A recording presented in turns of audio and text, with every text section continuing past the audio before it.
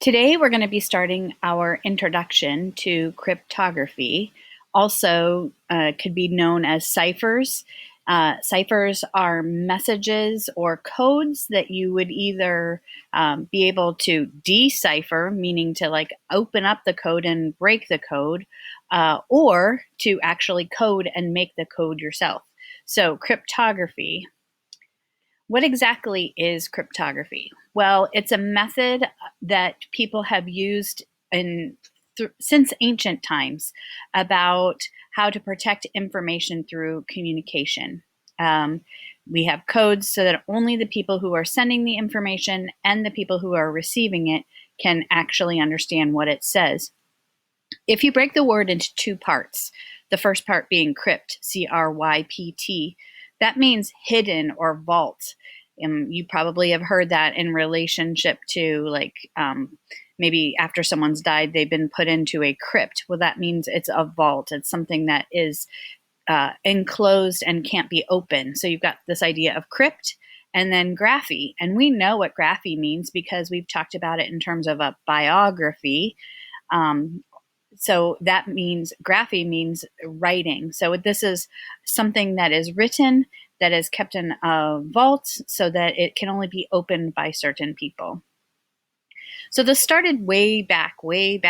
Some of the oldest cryptography is maybe 1500 BC, as civilizations were starting to develop, and there was this idea of wanting to have power and battles and secrecy and politics about who might be winning or sending, needing to kind of plan and strategize to take over more land or to take over power in some way.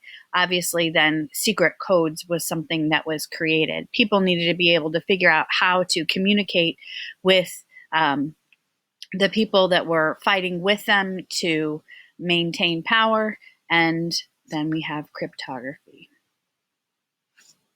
So like I said, starting back at 1500 BC in Mesopotamia, in ancient Egypt, there were we found evidence on clay tablets that had encrypted recipes for pottery glazes. If you knew how to make pottery, then that was something that you were able to maybe sell your wares, be able to keep food or preserve items in them more easily. So it may not seem like power to us, but at that time, having an encrypted recipe for making a piece of pottery that could hold water was pretty important.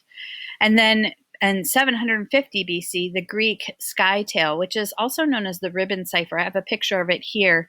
Basically, what would happen is you see that ribbon or fabric wrapped around the wooden stick, and you could then write the message on that fabric while it was written on the stick, and then take the fabric and put it in an envelope or a package and send it to the person that you wanted to receive it. Now, when they got the message, they would need to know that they needed to find a stick that was exactly the same diameter for the words to line up and be able to read it. It's a pretty clever technique.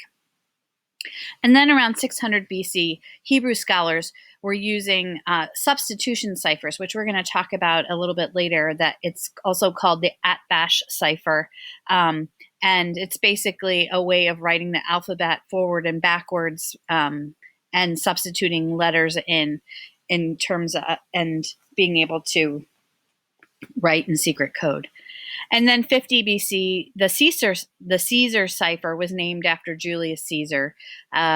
We don't really have evidence of its effectiveness at the time, but it has been one of the most common ciphers that's still in use today for this kind of work. Obviously, we've moved on to more work with computers, but the Caesar cipher is a pretty common cipher that we're going to learn about and that you'll also have a chance to practice with.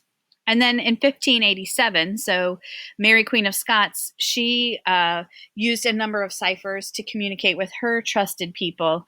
And when historians went through her items, they found more than 100 ciphers in her personal belongings. So it was definitely a strategy that kings and queens and all kinds of leaders used to send messages. Moving on to the 1800s, we see examples of cryptography, or at least maybe not cryptography in the same way, but codes were definitely being used during the Underground Railroad. Since the Underground Railroad was a new transportation system,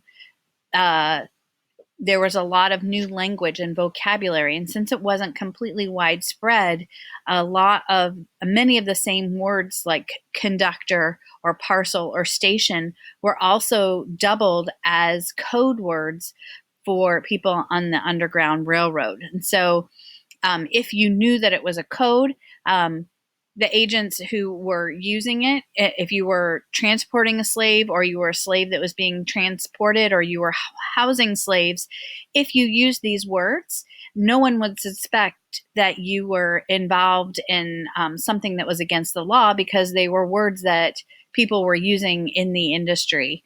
And in addition to these codes, so I have down here listed, conductor was a slave transporter, a parcel.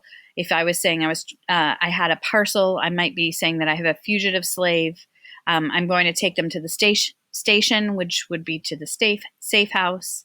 An agent is a person who might have planned the routes, and a patter roller is somebody who might be coming to look for captured slaves. So if I was an agent or I was a conductor, I might want to be aware if there were patter rollers around. And then obviously getting to the promised land, which was Canada. In addition to some of these codes, the songs that were sung by the slaves often communicated to each other without the masters being aware of what was going on. And I have an example of a song here. This is one, Wade in the Water, that Harriet Tubman used. And so it's just an example of a song where the lyrics are in code and kind of giving indication of where people in different colors should go. I don't actually know the code, but I know that this was something that was used during the Underground Railroad. And shortly after, or kind of at the same time as the Underground Railroad, we have codes being used during the American Civil War. And there are all kinds of stories about secret messages being sent. But one of the ones that I liked was a woman who, many times women would make cipher messages, or they would be given a cipher message and fold them into a tiny packet. And then they would wind that little packet up in their hair and make a hair bun and put it in place with a comb, and kind of dress as simple farm girls, and they would carry the messages in their hair. And then when they got to wherever they were going, they could pass the message off. Sometimes messages were sewn into clothing, and sometimes the thread that was used for the sewing gave news of the war, and different colors meant different things. And so oftentimes, even if someone was being guarded, the soldiers never knew that codes were being transferred right underneath their noses. So it was kind of an interesting way of sending messages. And we moved to modern cryptography. In the 1940s, we have the Navajo code talkers during World War II. You may remember that August read a book about the code talkers in the fall. Because the Navajo language was complex, and because most people did not know the language, the code was used, and it was able to. We were obviously using it to send secret messages and being relayed. And so, if you have this and you want to come back and look at this slideshow later, you can click on the text in the Navajo code translator if you wanted to do some Navajo code translating. So the Navajo code talkers were actually quite important.